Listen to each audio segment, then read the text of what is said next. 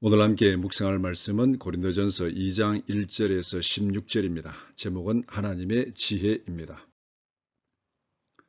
형제들아, 내가 너희에게 나아가 하나님의 증거를 전할 때에 말과 지혜의 아름다운 것으로 아니하였나니 내가 너희 중에서 예수 그리스도와 그의 십자가에 못 박히신 것 외에는 아무것도 알지 아니하기로 작정하였습니다.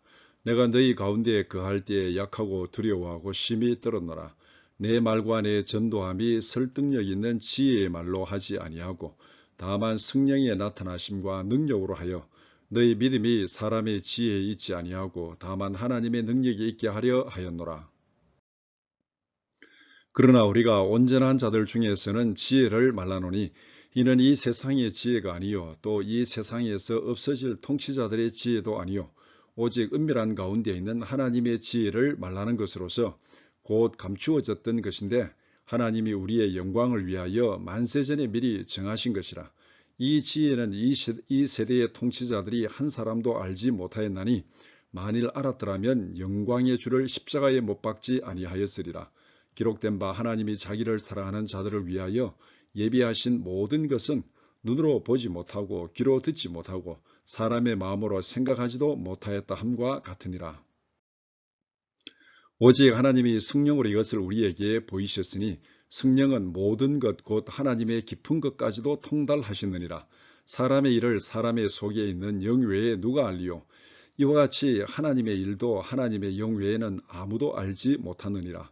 우리가 세상의 영을 받지 아니하고 오직 하나님으로부터 온 영을 받았으니 이는 우리로 하여금 하나님께서 우리에게 은혜로 주신 것들을 알게 하려 하심이라. 우리가 이것을 말하거니와 사람의 지혜가 가르친 말로 아니하고 오직 성령께서 가르치신 것으로 하니 영적인 일은 영적인 것으로 분별하느니라. 육에 속한 사람은 하나님의 성령의 일들을 받지 아니하나니 이는 그것들이 그에게는 어리석게 보임이요 또 그는 그것들을 알 수도 없나니 그러한 일은 영적으로 분별되기 때문이라. 신령한 자는 모든 것을 판단하나 자기는 아무에게도 판단을 받지 아니하느니라. 누가 주의 마음을 알아서 주를 가르치겠느냐? 그러나 우리가 그리스도의 마음을 가졌느니라. 고린도전서 2장 1절에서 16절의 내용은 이렇습니다. 고린도전서 2장에서 바울 사도는 성령의 역사를 강조합니다. 이것은 1장에서 고린도 교회의 문제와 연결되어 있습니다. 고린도 교회는 분쟁이 있었습니다. 분쟁의 원인은 하나님의 지혜를 깨닫지 못하고 육신의 생각으로 하나님의 지혜를 생각하고 왜곡했기 때문에 나타나는 병리 현상입니다. 하나님의 지혜인 십자가의 도를 인간의 지혜와 논리로 판단하고 왜곡하지 말라는 것입니다. 첫째 1절에서 5절은 하나님의 지혜를 증거합니다. 바울 사도는 고린도 교회에서 예수 그리스도의 십자가만 증거하기로 결심하였습니다. 이것은 단순하고 미련해 보이지만 하나님의 지혜이며 죄인을 구원하시는 하나님의 능력입니다.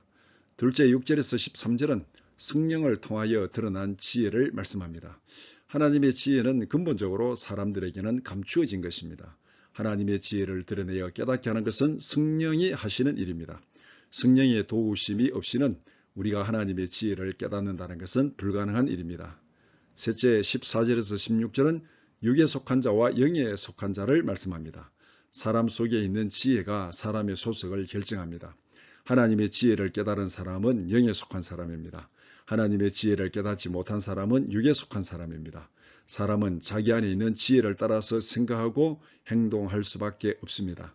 그래서 그 사람 안에 있는 지혜가 그 사람의 삶의 방식과 소속을 결정합니다. 오늘의 묵상 포인트는 이것입니다. 첫째, 바울 사도의 다짐입니다. 바울 사도가 고린도에 가서 복음을 증거하면서 다짐한 것이 있습니다. 복음을 증거할 때 말의 아름다움과 인간의 지혜로 하지 않겠다. 오직 예수 그리스도의 십자가만 증거하겠다고 다짐했습니다. 2절에 내가 너희 중에서 예수 그리스도와 그가 십자가에 못 박히신 것 외에는 아무것도 알지 아니하기로 작정하였습니다. 바울은 왜 이런 다짐을 하였겠습니까?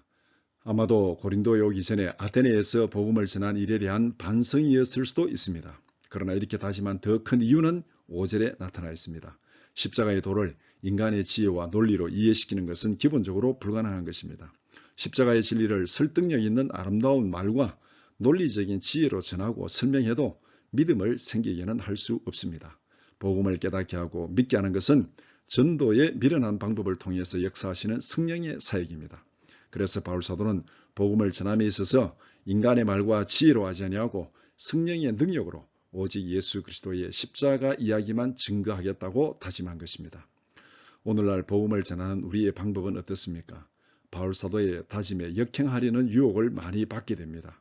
오직 성령의 능력에 의지하여 십자가에 못 박히신 예수 그리스도의 복음을 전하겠다는 바울 사도의 다짐으로 돌아가자는 다짐이 우리에게 필요한 때입니다. 두 번째는 성령이 하시는 일입니다. 하나님의 지혜를 깨달은 사람은 영에 속한 사람입니다. 하나님의 지혜를 깨닫지 못한 사람은 육에 속한 사람입니다. 사람들은 자기 안에 있는 지혜를 따라 생각하고 행동합니다. 따라서 그 사람 안에 있는 지혜가 그 사람의 삶의 모습과 소속을 결정합니다. 우리는 모두가 하나님의 지혜를 깨달은 영에 속한 사람들이 되기를 원할 것입니다. 그러나 우리 스스로 하나님의 지혜를 깨닫는 것은 불가능합니다. 우리가 하나님의 지혜를 깨닫기 위해서는 성령의 도우심이 절대적으로 필요합니다. 성령의 개인 과외가 없이는 누구도 하나님의 지혜를 깨달을 수 없습니다. 우리에게 감추어진 하나님의 지혜를 드러내어 보여주시고 깨닫게 하시는 분은 성령이십니다. 10절에 오직 하나님이 성령으로 이것을 우리에게 보이셨으니 성령은 모든 것 곧 하나님의 깊은 것까지도 통달하시느니라.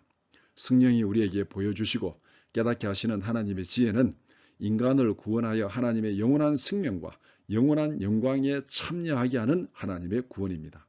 이런 하나님의 계획과 지혜가 예수 그리스도의 십자가 사건을 통해서 우리에게 나타났습니다. 성령이 하시는 일은 예수님의 십자가를 바로 깨닫고 믿게 하는 것입니다.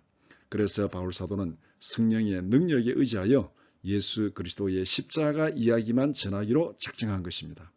우리가 성경을 읽을 때마다 성령이 우리의 마음을 밝히 열어주시기를 기도합시다.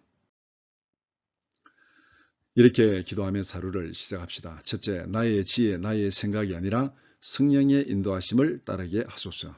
둘째, 세상의 지혜를 따라가는 육에 속한 자가 아니라 십자가의 길을 따라가는 성령에 속한 사람이 되게 하소서. 셋째, 성령의 지혜로 세상의 어리석음을 이기고 십자가의 복음을 담대히 증거하게 하소서. 수증기가 올라가서 담비로 쏟아져야 세상의 메마름이 해결됩니다. 오늘도 나를 변화시키고 세상을 변화시키는 기도의 수증기로 살아가는 하루가 되기를 축복합니다.